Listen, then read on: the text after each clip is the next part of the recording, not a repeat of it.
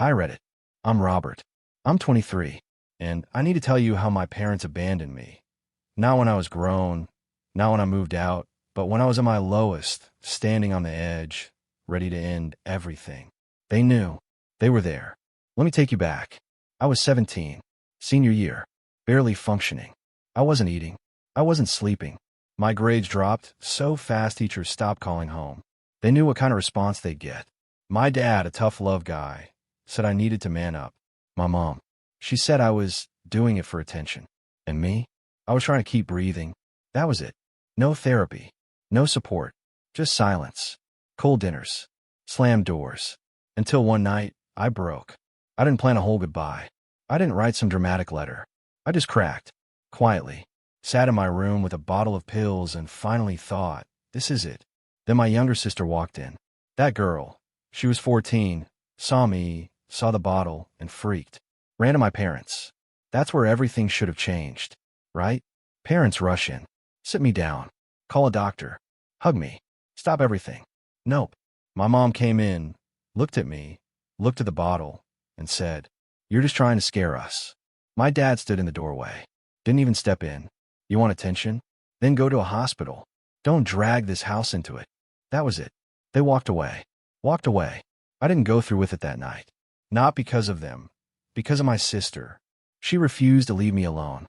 She stayed in my room the whole night, sitting on the floor, texting her friends for help. The next morning, my parents acted like nothing happened. No call to a doctor. No discussion. No check-in. And when my sister tried to bring it up again, they told her not to feed into it. You think it ends there? Nah. Because what they did next. That's when I realized I wasn't just ignored. I was deliberately erased. They called the school, told my counselor I was going through a phase, that I was being manipulative, told extended family I was acting out for drama. And then, the final move, they gave me an ultimatum. You either fix your attitude, or you leave this house. We're not babysitting a grown man. I was 17.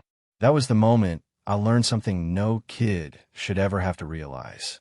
Not every parent wants to be one. I left with one backpack, some clothes, a dead phone, $30 in cash. No plan, no backup. Just one message from my dad that I still remember word for word. When you're ready to grow up, we'll talk. I wasn't even out of high school. That night, I crashed at a classmate's house, Justin. His parents didn't ask questions. I told them it was a fight at home. I slept on a basement couch next to their dog's crate, staring at the ceiling, realizing I wasn't going back. I kept showing up to school. I didn't know what else to do. No one really noticed. I started carrying everything in a duffel bag. Teachers thought I joined a gym or something. At lunch, I make excuses to skip. No money. No appetite anyway. One teacher, Mr. Delgado, finally pulled me aside. Everything okay at home? I wanted to lie. I really did. But I was too tired. I got kicked out. He didn't say anything dramatic. Didn't call my parents. Just nodded and said, "You need anything, come to me." The only adult who looked at me like I was still human. I rotated between 3 friends' couches for the next 2 weeks. I showered in locker rooms. Ate whatever someone didn't finish at lunch. One night, I slept outside behind the school storage shed with a hoodie over my head. Nobody knew. Except one person, my sister. She kept texting me updates from home. "They don't ask about you. Mom said you'll come crawling back. Dad told Grandma you moved out because you're a selfish kid." I didn't even cry. I was beyond that. But then one night, she texted, "They're changing the locks." That was it. My room, my stuff, my childhood all gone. And when I tried to get a few of my things back, my mom answered the door and said, "We threw out your junk. You made your choice." I stood there, in the cold, in front of the house I grew up in, and realized they didn't want me to come back. They didn't believe I'd survive without them. They wanted me to fail. That was the night I promised myself something. If I ever made it out of this, if I ever had a place to call my own again, they'd never be welcome inside. And believe me, Reddit, at the time, I thought that promise was just a way to stay sane. But you have no idea how real that moment was about to become. 2 months in a couch hopping, showers at gas stations, and eating like a raccoon, I hit a wall. One of the families I've been staying with said their aunt was visiting and they needed the room. Translation: time to move along. I had nowhere else to go. I went to the one place nobody would think to check, the high school itself. Snuck in late, hid behind the auditorium stage curtains, and slept there on a pile of costume boxes. It was dumb. I knew it. But I didn't care anymore. Next morning, I left before the janitor could see me. Went to homeroom like nothing happened. That day, Mr. Delgado, the teacher who said to come to him, caught me skipping lunch again. Let's go. Didn't ask. Just walked out. I followed. We ended up in his car. He didn't say much. Drove us to this tiny old diner on the edge of town. Sat me down. Ordered 2 grilled cheeses and said, "Tell me everything." And I did. I told him how I'd been kicked out. How I'd been bouncing around. How I slept behind a dumpster once because someone's dad found out I was staying without permission and freaked. I expected judgment. What I got was, "You're staying with me tonight. We'll figure the rest out after." He cleared out the guest room. Gave me a clean towel. Left the Wi-Fi password on the nightstand. I crashed so hard I didn't even hear the storm outside. Over the next few days, he started making calls. Quiet ones. He never told me who he was calling, but stuff started moving. I got connected to a counselor. A real one. Not the school kind who tells you to try journaling. She got me into a teen housing program. Transitional living. Not a shelter. An actual place with a bed, food, and a lock on the door. It wasn't fancy, but it was safe. I didn't have to look over my shoulder or pretend I had parents who gave a damn. I still went to school. Still kept my head down. Still didn't tell anyone what was going on. But I started breathing again. I picked up shifts at a corner store after class. Saved every cent, started bringing food back to the housing center, sharing with the other kids who were in the same boat. For the first time in forever, I had something that resembled control. But even then, part of me still thought, maybe they'll reach out. Maybe one day I'll get a text. An apology. Something. You won't believe what I got instead. A Facebook post from my mom. Proud of our son for learning tough love. Sometimes you have to let them fall so they rise. Over 100 likes.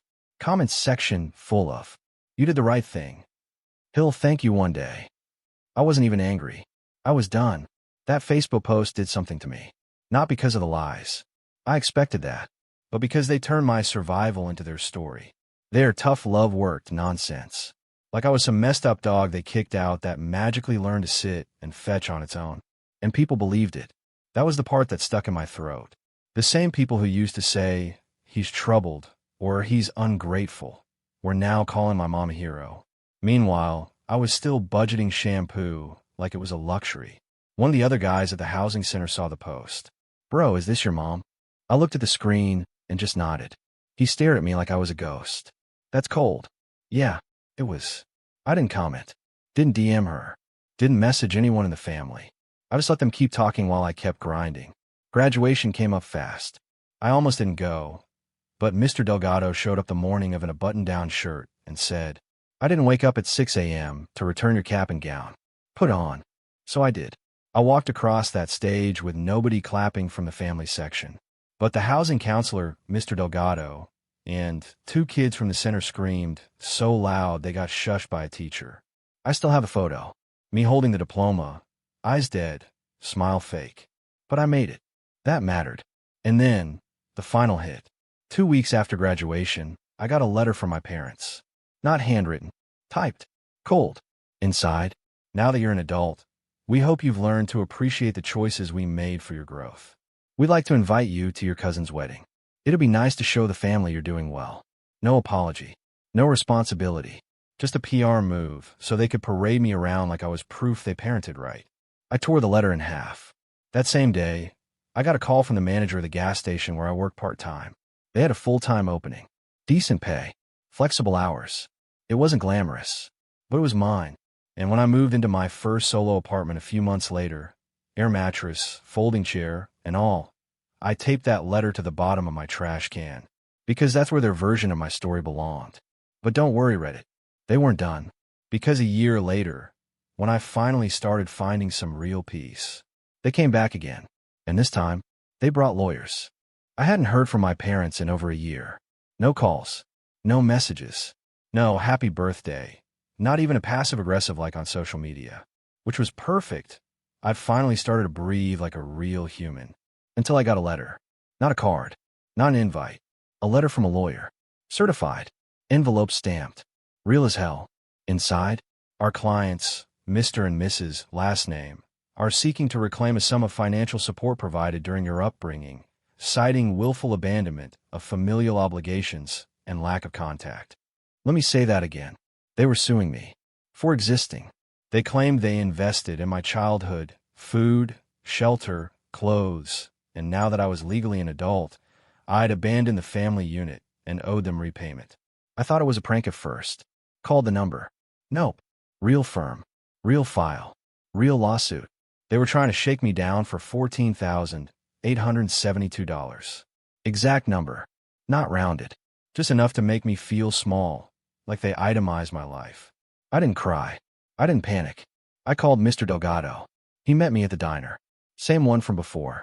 Same grilled cheese. I showed him the letter. He looked at it, then looked at me and said, "You're not paying them a damn cent." He connected me to a legal aid group that helps kids who've aged out of the system. Turns out, this wasn't even the first time my parents had tried something like this. They'd filed similar claims against my cousin years ago after cutting her off for coming out. The lawyer read the file, laughed, and said, "They have no case. Just noise." Still, we filed an official response. Shut it down before it could go to court. But now I was done playing defense. I made a public post. One time. Just the facts. Got kicked out at 17. Survived. Got sued by my own parents for the cost of raising me. They called it reclaiming investment.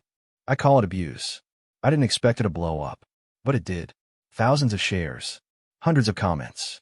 People telling similar stories. Some worse. Some people tagging organizations. Some offering help. A few saying, "I thought I was the only one." A local reporter even reached out. Wanted to cover family financial abuse cases. I gave them permission. Shared everything. Let the truth be public. My parents? They deleted their Facebook accounts. That was the last time I ever heard from them. But I wasn't just surviving anymore. I had my own apartment. My job promoted me to shift manager. I started taking night classes for certification. I had friends. Real ones. I had weekends where I laughed. Where I existed without shame. And just when I thought it was over, my sister showed up at my door. No warning. Just standing there with a bag in her hand. And what she said next changed everything. I opened the door, and there she was, Emily. My little sister. Now 20, taller, thinner, darker circles under her eyes than I'd ever seen. She didn't say hi. She just said, "I left. For good." I stepped aside without a word. She walked in, dropped her duffel on the floor, and stood in the middle of my tiny one-bedroom like she didn't know what to do with her body. I finally broke the silence. "What happened?" She looked at me, dead serious. "They turned on me. Same way they did you. Only worse." She sat on my couch and started unloading everything. Fast. Like she'd been holding it in for years. Turns out, after I got kicked out, our parents went hard on controlling her. Grades, clothes, phone access, curfews. She wasn't allowed to have sleepovers. No dating. They installed an app that tracked her location 24/7. They said they wouldn't let me turn out like you. She said that last part with a half laugh. No joy behind it. It got worse when she started community college. Every time she stayed after class. Interrogation. Every text with a guy. Screamed at. And when she brought up therapy, they said if I need therapy, it means they failed. So I must be lying. Then came the big one. She applied for a scholarship. One they didn't control. Got it. Full ride to a transfer university out of state. They found the acceptance letter. Flipped out. Dad tore in half and said no daughter of his was going to abandon the family like you did. So she packed a bag. Left at midnight. Took a bus. The only place she could think of was me. She pulled out her phone and showed me something. Look what Mom posted. Another fake Facebook post. Same crap. We've done everything for our children. Sometimes they break your heart anyway. Pray for us. Hundreds of likes. Dozens of comments. Stay strong. Parenting is so thankless. You're amazing. Emily stared at me. They're building the same story around me now. Like they did to you. I'm just the sequel. We sat in silence for a second. Then I said, "Nah, you're the one who broke the cycle." I cleared out a drawer. She took the couch. We ordered cheap pizza. Laughed for the first time in what felt like a century. That night, I looked around my tiny apartment. Cracked walls, thrift store furniture, half-broken blinds, and realized it finally felt like a home. Not because of stuff, because someone chose to be here. But don't worry, Reddit. The story doesn't wrap neatly yet. Because our parents, they weren't finished. And what they tried next. They took it public. 3 weeks after Emily moved in, things were calm. She got a part-time job at a bookstore, enrolled in online classes. I picked up extra shifts so we could stay afloat. It wasn't perfect. We shared groceries, fought over dishes, argued about laundry, but it was real. It was ours. Then the bomb dropped. I was on break at work when my phone blew up. 5 missed calls, 10 texts, all from old classmates, coworkers, people I hadn't heard from in years. First message I opened just said, "Bro, you see what your mom posted?" I clicked the link, and there it was. A full-blown Facebook post novel from my mom, public, tagged, with pictures from when we were kids, smiling, holding hands, family vacation stuff. The post started like this. "It breaks my heart to say this, but we've officially lost both our children. Robert and Emily have chosen a life of selfishness, rejection, and victimhood. We raised them with love, but some kids are just too broken to accept it." She called us manipulative, claimed I had mental instability, and Emily was radicalized by online therapy culture. Said we were smearing the family name for attention.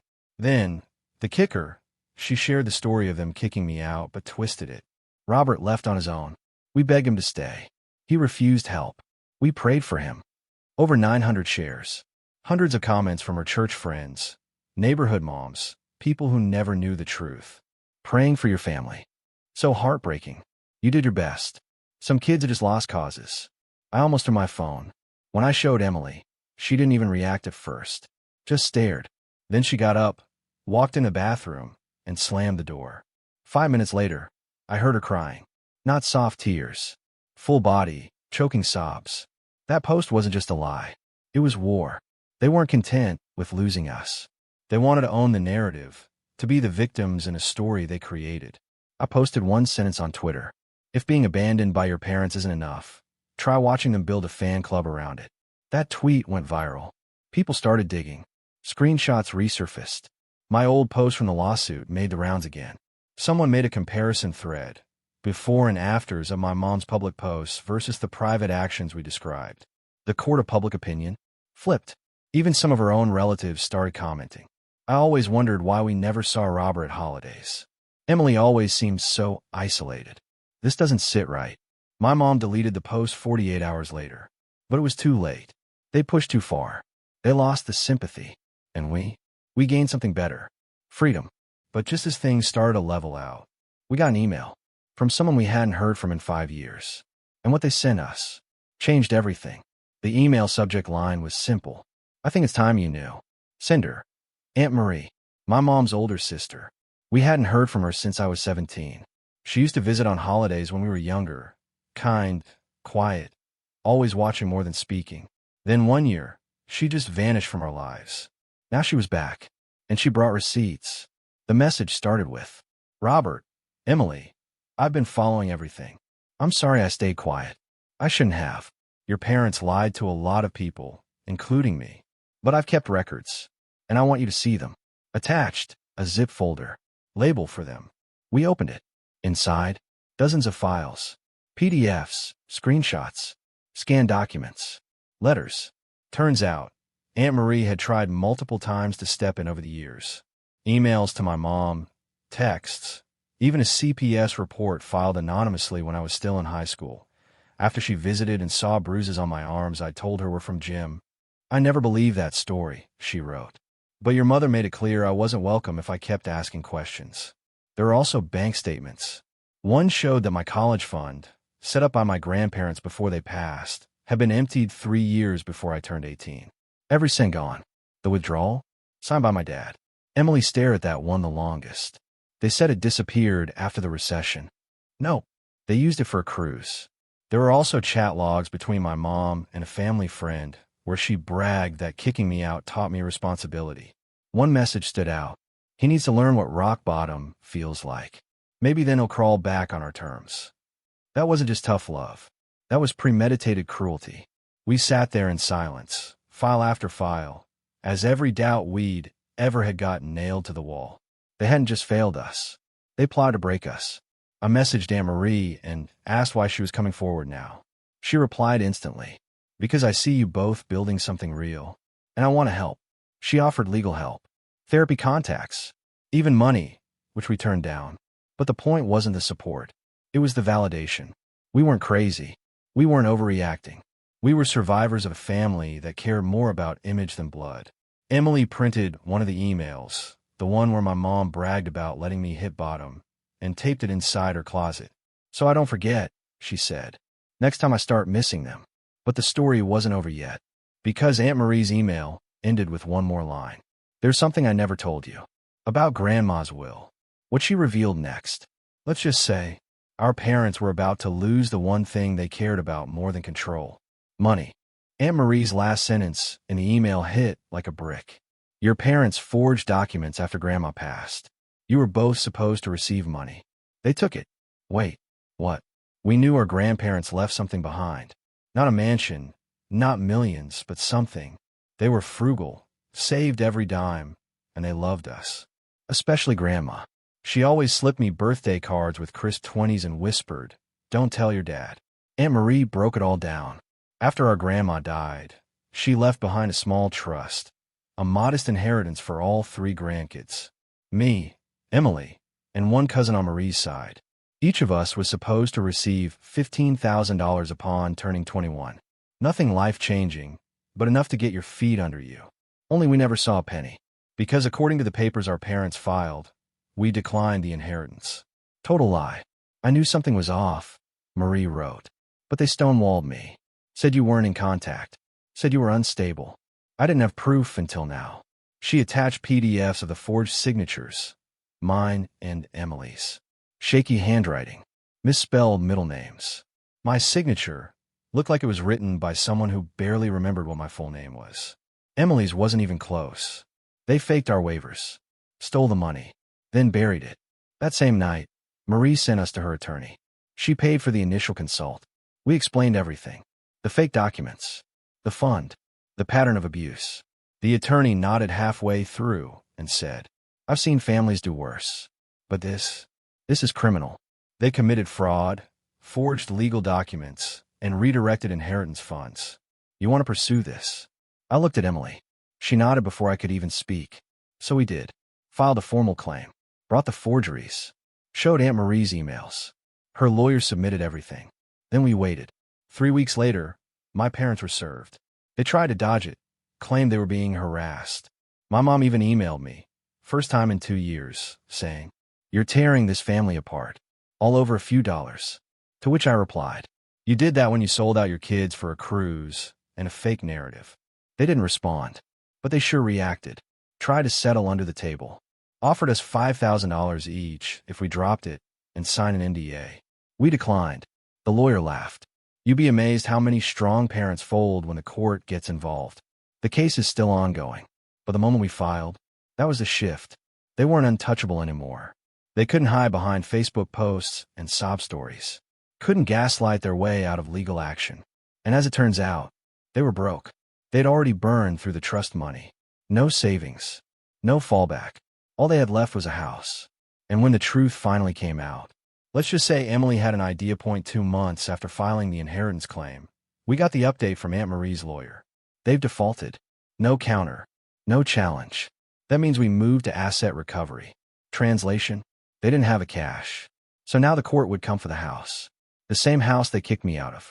The same one they locked Emily out of. The same one they paraded on Facebook as the symbol of their perfect family. Poetic. Emily didn't even blink when she heard. I want to see the look on their faces when someone else walks through that front door. A month later, the house went up for sale. We didn't need to be involved, but we asked to be notified when the final walkthrough was happening. Just for closure. We showed up on the day. Didn't say a word. Just stood across the street in my car. Watched as our parents walked out of their house for the last time, both carrying boxes, neither speaking. They looked older, smaller, like the weight of the lies finally caught up to them. When my mom saw us parked there, she froze. Emily rolled down the window. Didn't yell. Didn't wave. Just said, clear as day, "Rock bottom, right?" Then rolled the window back up. They walked to their car and drove off. No more screaming. No more threats. No more manipulation. Done. Weeks later, we got the check. What was left of our share after legal fees. Not a fortune, but enough. I used mine to pay off my debt. Enroll in trade school. Move us into a better apartment with a second bedroom, so Emily didn't have to sleep on the couch anymore. She used hers to apply for school out of state. Got in. She leaves in the fall. Our last dinner before she moves. Cheap tacos, bad Netflix, and one line from her I'll never forget. I thought surviving them would break me. Turns out, surviving them built me. We don't talk about our parents anymore. Not out of trauma. Out of irrelevance. They don't get space in our lives now. They don't get credit for who we've become. They made their choice. And we made ours. To live. To heal. To end the cycle. So yeah, Reddit. They abandoned me when I was at my lowest. But I didn't stay there. And I'm not here to thank them for the pain. I'm here to outlive it. See you later.